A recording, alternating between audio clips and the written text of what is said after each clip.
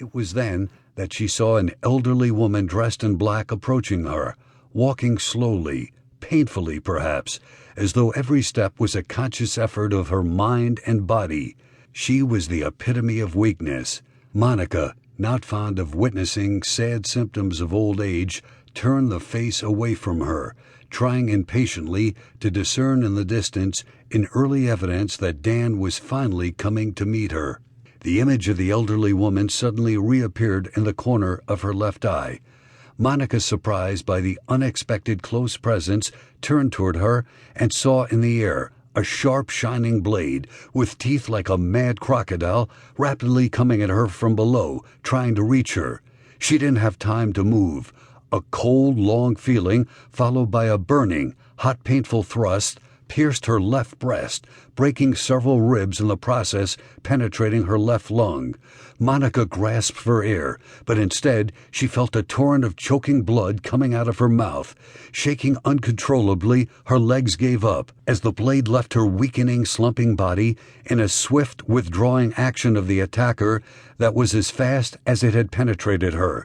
She realized she was going to die.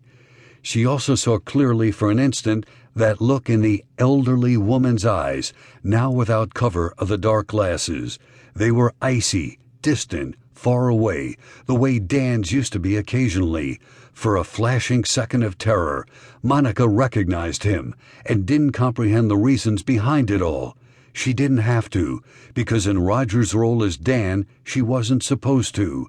His unexpected wrongdoing was beyond any understanding. She fell on the worn-down and broken sidewalk, grabbing her own speechless throat with both hands, while the murderous, elderly woman ran quickly away toward his car, with the blood-dripping knife in one hand and the low-heeled shoes firmly held in the other.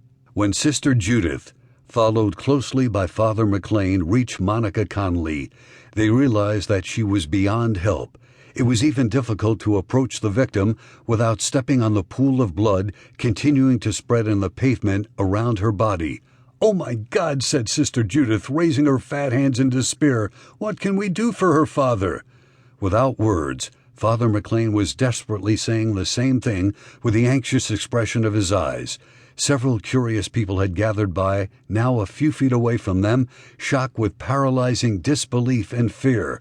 They were unable to provide any support either, dealing at the same time with their fears, their own crushing impotence, or the intimate selfish relief that they hadn't suffered the experience of the dying stranger.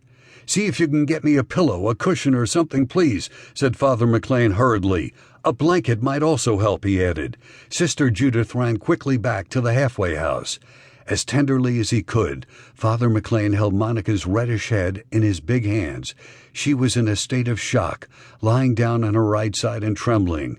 She opened her eyes for a moment, looking incomprehensibly at the priest, blabbing a few words. "Matthew 10, 1, 2, 3, 4. Matthew 10, 1, 2, 3, 4. Matthew 10, 1, 2, 3, 4. Matthew." "Yes, child, I hear you. Please be patient. Be at peace with God, and forgive us for this offense. God bless you." Monica's chin slumped forward, while her eyes disappeared sadly forever behind her sweating pupils. She was gone. Father McLean raised his eyes toward the darkened Boston sky, speaking intimately to a God only he, among those present, could try to understand, although not successfully sometimes. One could hear the words of the Lord's Prayer on his lips.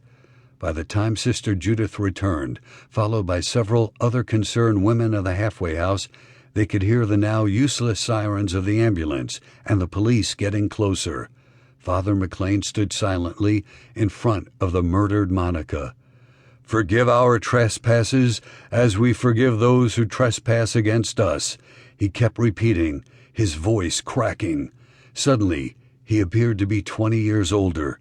His broad shoulders stooped, and his white hair falling carelessly in front of his red, tired eyes.